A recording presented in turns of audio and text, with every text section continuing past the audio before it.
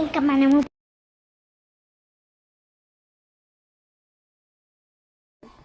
Hi guys, నేను ఇప్పుడు ఏం చేస్తున్నానో తెలుసా? మీరే చెప్పుకోండి.